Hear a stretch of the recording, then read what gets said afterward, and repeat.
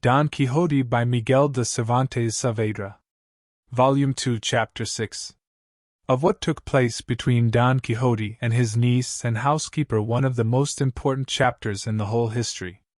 Full size. While Sancho Panza and his wife, Teresa Cascajo, held the above irrelevant conversation, Don Quixote's niece and housekeeper were not idle, for by 1,000 signs they began to perceive that their uncle and master meant to give them the slip the third time, and once more betake himself to his, for them, ill-errant chivalry.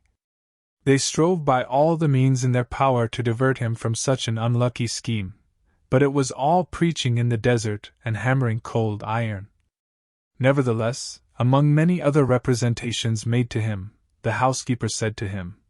"In truth, master, if you do not keep still and stay quiet at home, and give over roaming mountains and valleys like a troubled spirit, looking for what they say are called adventures, but what I call misfortunes, I shall have to make complaint to God and the king with loud supplication to send some remedy."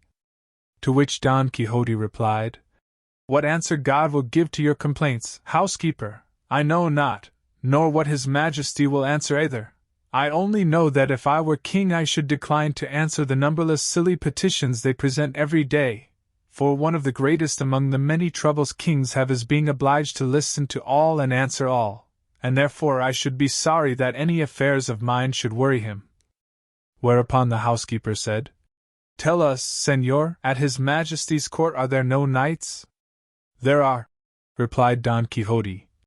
"and plenty of them, and it is right there should be, to set off the dignity of the prince, and for the greater glory of the king's majesty." "Then might not your worship," said she, "be one of those that, without stirring a step, serve their king and lord in his court?" "Recollect, my friend," said Don Quixote, "all knights cannot be courtiers, nor can all courtiers be knights-errant, nor need they be. There must be all sorts in the world, and though we may be all knights, there is a great difference between one and another, for the courtiers, without quitting their chambers, or the threshold of the court, range the world over by looking at a map, without its costing them a farthing, and without suffering heat or cold, hunger or thirst. But we, the true knights-errant, measure the whole earth with our own feet, exposed to the sun, to the cold, to the air, to the inclemencies of heaven by day and night, on foot and on horseback. Nor do we only know enemies in pictures, but in their own real shapes, and at all risks and on all occasions we attack them, without any regard to childish points or rules of single combat, whether one has or has not a shorter lance or sword, whether one carries relics or any secret contrivance about him, whether or not the sun is to be divided and portioned out, and other niceties of the sort that are observed in set combats of man to man, that ye know nothing about, but I do. And you must know besides that the true knight-errant, though he may see 10 giants, that not only touch the clouds with their heads but pierce them, and that go, each of them, on 2 tall towers by way of legs, and whose arms are like the masts of mighty ships, and each eye like a great mill-wheel, and glowing brighter than a glass furnace, must not on any account be dismayed by them. On the contrary, he must attack and fall upon them with a gallant bearing and a fearless heart, and if possible, vanquish and destroy them, even though they have for armor the shells of a certain fish, that they say are harder than diamonds, and in place of swords wield trenchant blades of Damascus steel, or clubs studded with spikes also of steel, such as I have more than once seen. All this I say, housekeeper, that you may see the difference there is between the one sort of knight and the other, and it would be well if there were no prince who did not set a higher value on the second, or more properly speaking first, kind of knights-errant, for, as we read in their histories, there have been some among them who have been the salvation, not merely of one kingdom, but of many."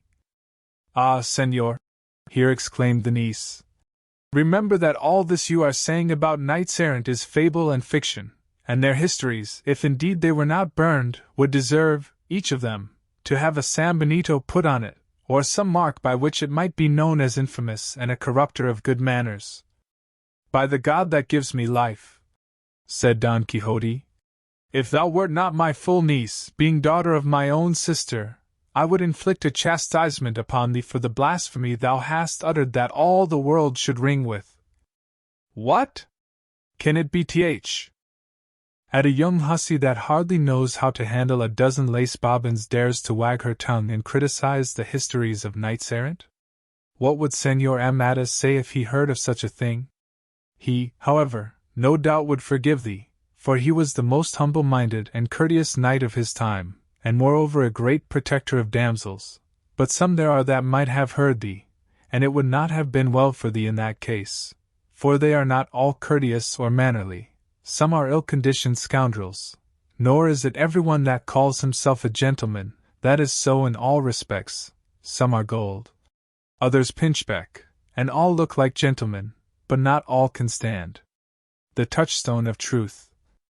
There are men of low rank who strain themselves to bursting to pass for gentlemen, and high gentlemen who, one would fancy, were dying to pass for men of low rank. The former raise themselves by their ambition or by their virtues, the latter debase themselves by their lack of spirit or by their vices, and one has need of experience and discernment to distinguish these two kinds of gentlemen, so much alike in name and so different in conduct. God bless me, said the niece, that you should know so much, uncle, enough, if need be, to get up into a pulpit and go preach in the streets, and yet that you should fall into a delusion so great and a folly so manifest as to try to make yourself out vigorous when you are old, strong when you are sickly, able to put straight what is crooked when you yourself are bent by age, and above all, a caballero when you are not one. For though gentlefolk may be so, poor men are nothing of the kind. There is a great deal of truth in what you say, niece, returned Don Quixote, and I could tell you somewhat about birth that would astonish you, but, not to mix up things human and divine, I refrain.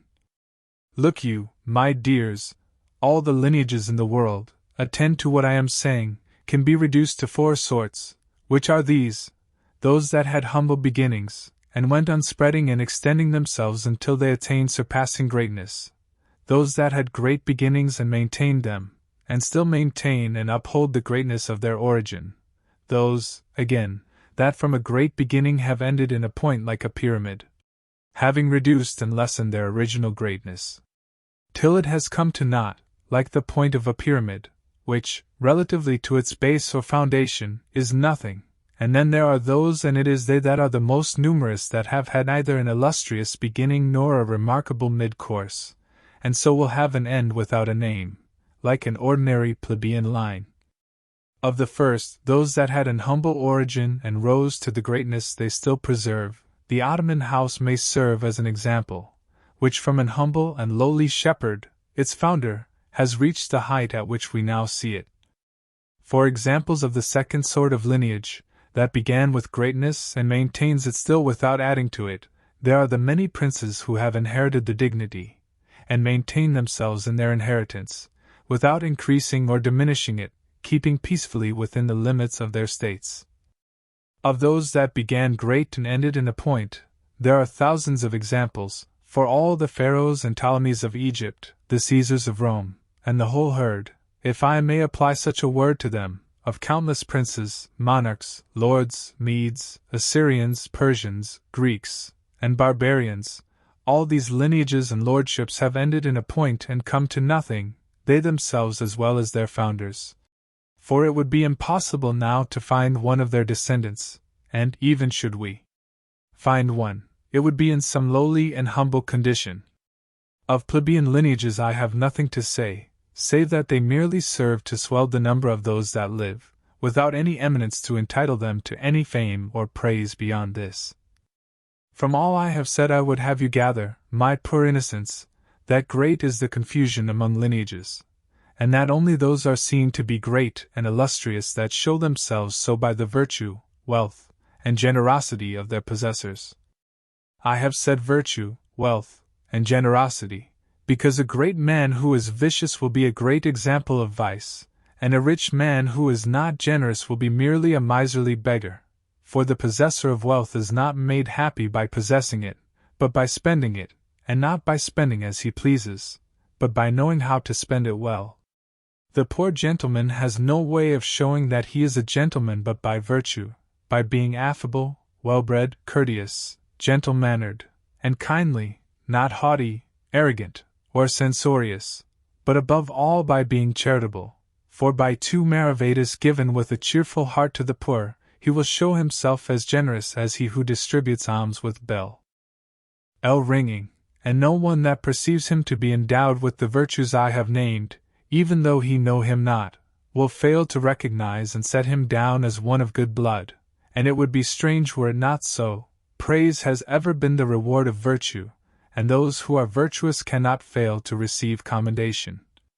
There are 2 roads, my daughters, by which men may reach wealth and honors. One is that of letters, the other that of arms. I have more of arms than of letters in my composition, and, judging by my inclination to arms, was born under the influence of the planet Mars. I am, therefore, in a measure constrained to follow that road, and by it I must travel in spite of all the world, and it will be labor in vain for you to urge me to resist what heaven wills, fate ordains, reason requires, and above all, my own inclination favors. For knowing as I do the countless toils that are the accompaniments of knight-errantry, I know, too, the infinite blessings that are attained by it. I know that the path of virtue is very narrow, and the road of vice broad and spacious. I know their ends and goals are different, for the broad and easy road of vice ends in death, and the narrow and toilsome one of virtue in life, and not transitory life, but in that which has no end. I know, as our great Castilian poet says, that it is by rugged paths like these they go that scale the heights of immortality, unreached by those that falter here below. Woe is me! Exclaimed the niece. My lord is a poet, too. He knows everything, and he can do everything. I will bet, if he chose to turn mason, he could make a house as easily as a cage. I can tell you, niece, replied Don Quixote, if these chivalrous thoughts did not engage all my faculties, there would be nothing that I could not do, nor any sort of knick-knack that would not come from my hands, particularly cages and toothpicks. At this moment there came a knocking at the door, and when they asked who was there, Sancho Panza made answer that it was he. The instant the housekeeper knew who it was, she ran to hide herself so as not to see him, in such abhorrence did she hold him. The niece let him in, and his master Don Quixote came forward to receive him with open arms, and the pair shut themselves up in his room, where they had another conversation not inferior to the previous one,